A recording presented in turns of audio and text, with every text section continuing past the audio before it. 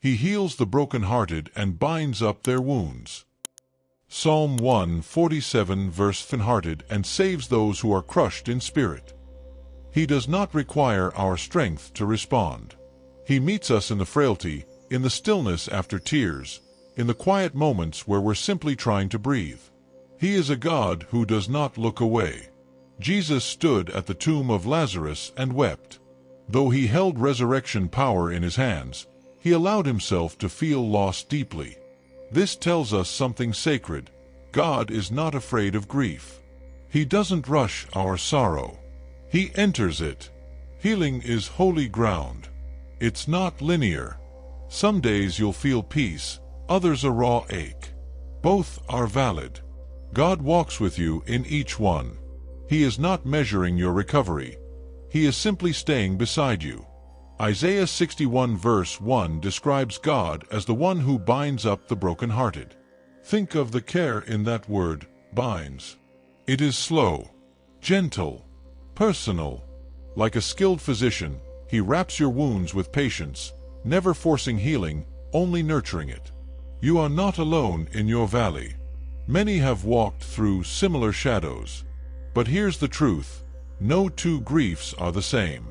And still, God knows the unique shape of yours. He carries your specific pain, your unique tears, and he responds with individualized compassion. The cross itself is God's declaration that sorrow does not have the final word. Jesus bore our griefs and carried our sorrows, Isaiah 53 verse 4.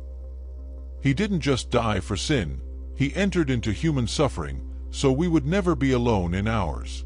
Ecclesiastes 3 reminds us that, to everything there is a season. There is a time to weep and a time to heal. If you're weeping now, do not rush the season. God brings healing in his time, not ours, and his timing is always tender. Sometimes the smallest acts bring comfort, a lit candle, a soft hymn, a journal entry. These become sacred rituals, ways we partner with God in our healing. You don't need big answers right now, just a steady presence. And he is that. Nature often preaches resurrection. A barren tree in winter blooms in spring. What looked lifeless was only waiting. Your heart is not finished. Beneath the surface, hope is germinating. Healing may be slow, but it is certain with God. Memories can become sacred ground. What once triggered pain might someday bring a smile through tears. Gratitude and grief are not enemies, they often walk hand in hand. You can thank God for what was, even while mourning its absence. You may feel pressure to move on. Don't. Move through. Grief is a journey, not a detour. And Jesus walks the entire road with you. Step by step. Prayer by prayer. Breath by breath. Even when you feel stuck, you are still moving in grace. If your prayers feel empty, don't stop. God hears your silence. Romans 8 verse 26 says the Spirit intercedes with groans too deep for words. You are never praying alone. Even in the wordless spaces, heaven is listening. Let others hold your arms up. Moses needed Aaron and Hur to steady his hands during battle, Exodus 17 verse 12. You don't need to be strong alone. Ask someone to pray, to sit in silence with you, to simply be there. That too is healing. Your pain has purpose, even if unseen now. 2 Corinthians 1 verses 3-4 reminds us that God comforts us so we can comfort others. Your healing will become someone else's hope. What the enemy meant for harm, God will use for redemption. Joy will return. Slowly, gently, it will rise. It may look different than before, quieter, deeper, but it will come. Psalm 30 verse 5 promises, weeping may endure for a night, but joy comes in the morning. Your morning is on its way. Worship in your pain. Not because you feel like it, but because God is still worthy, and worship shifts your soul's posture. It opens a window for light to enter the darkness. God's healing often includes the power of remembrance. Not to bring pain, but to honor the love that still remains. Every story, every moment shared, becomes part of the tapestry He is still weaving with your life. Allow yourself to rest. Healing isn't just about moving forward, it's about recovering in safety. Let God be your refuge, your stronghold.